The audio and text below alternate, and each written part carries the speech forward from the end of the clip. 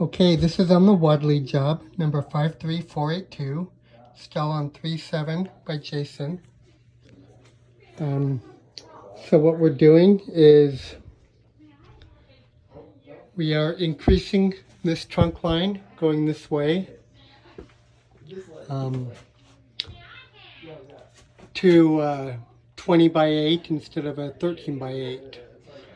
And we're going to reconnect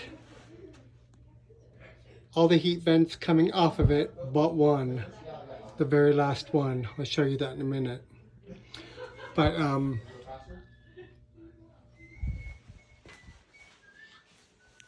you've got the 1 7-inch round in the basement right here. Oh, dude, no. And you have this 7-inch toe kick that goes under the kitchen sink. Then you have 2 6-inch heat vents that go upstairs in the main family room. So I'll give you 5 feet of 7-inch and 5 feet of 6-inch to reconnect them. I'll give you 2.5 feet on each side. And I'll give you a top takeoff for each one. But yeah, so I gave you cut lines right here, 1 inch in from the side, from that side. And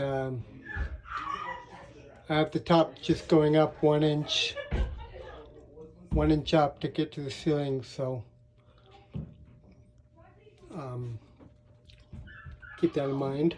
But you have a starting collar and then ducts. So this will be coming 3 inches over here. Let me just show you with a quick measure so you know.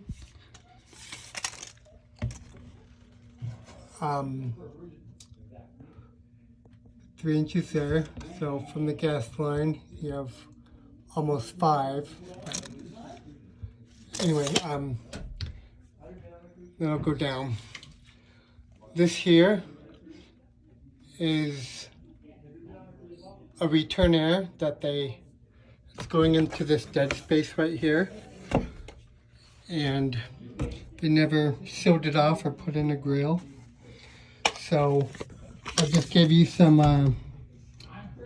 1x4 angle to put up this wall and seal that off.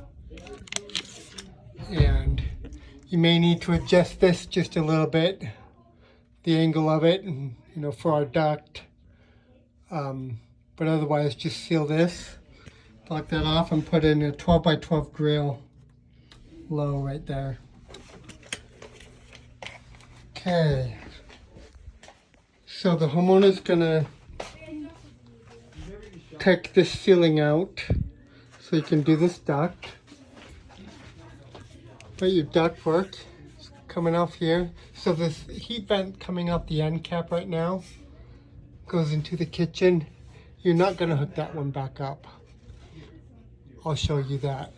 But anyway, trunk line comes down, reduces, 90s up. You can see the stove vent right there going up through. Well, what they've done, they cut the joist so they can get back further. This is a huge stove vent. But anyway, I have a 90 coming up tied against this joist here, against the back wall. It'll be 14 by 8 going up.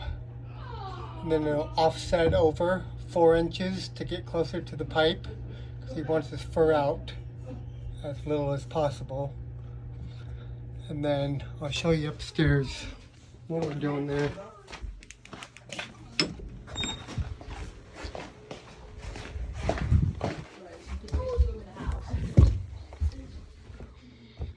Oh, you know what? I forgot to go over 2 things. Okay, so you have this return air here. You're going to fix the header and reseal it. When you have this out, they only used 1 joist space, so we're going to increase the 2 grill sizes upstairs from 6 by 24 to a 30 by 8 here and a 30 by 8 over there. So to do that, when you have this out, I give you a piece of panning so you can pan right here over to the wall. And I give you some more duckboard headers, one here, and you can see they're panning here. You have a couple pannings. They never put headers here, so they cut out the top of the ducks, I checked, but in these two, they never put headers. So you're gonna wanna put duckboard headers on those two. And you're gonna increase the size of the grill upstairs on that one to a 30 by 8 as well. Okay, let's go upstairs, so I'll show you that. What?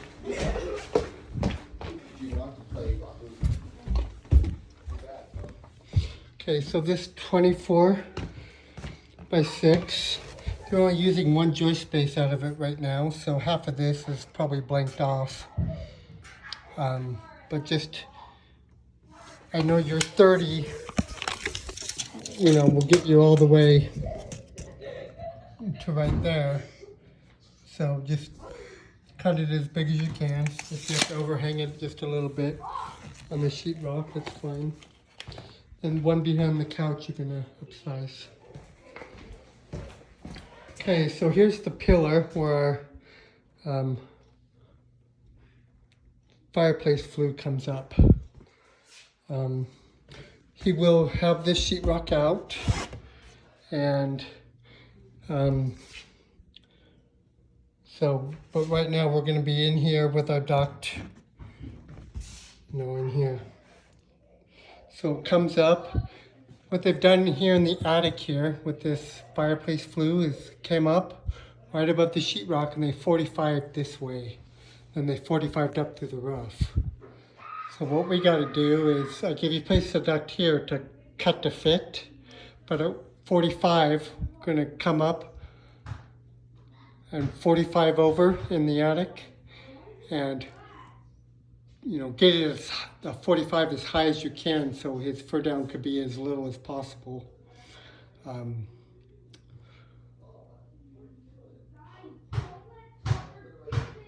But yeah, that's what we're going to do. 45 in the attic. Well, right before that, I have an increaser because we got to go to 2-inch liner.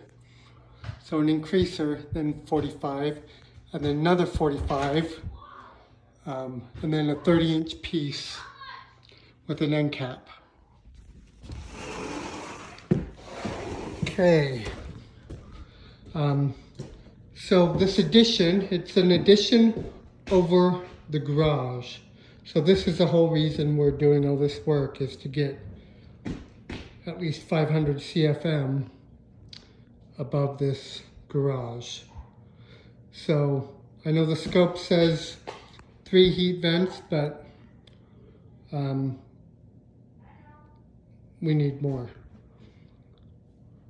Okay, so in this room, they're going to build a bedroom right here in this back corner. They may take out one of these windows, he wasn't sure yet. But what we're going to do is we're going to add one 4x14 by 8 on the north wall. So this big sliding door, they're going to change to just a regular door. So 4x14 by 8 somewhere in this center in this wall. Then a 4x12 by 7, just wherever fits the best, probably center in between these windows. Then in the bedroom, I'm going to put a 4x12 by 7, and over these windows a 4x12 by 7. And to do that, I'll give you 2 10-inch HETs.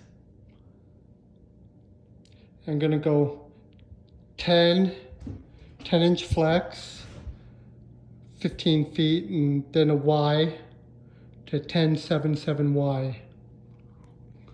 Here I gave you a 10-inch HET, 10 feet of flex, and a 10-7-8Y for that. Okay, in this bedroom, Over here, I think they're going to have the door on the front here, but just put a transfer grill. So 14 by 8, one high and one low. I'll just give you 2 flat grills for that. And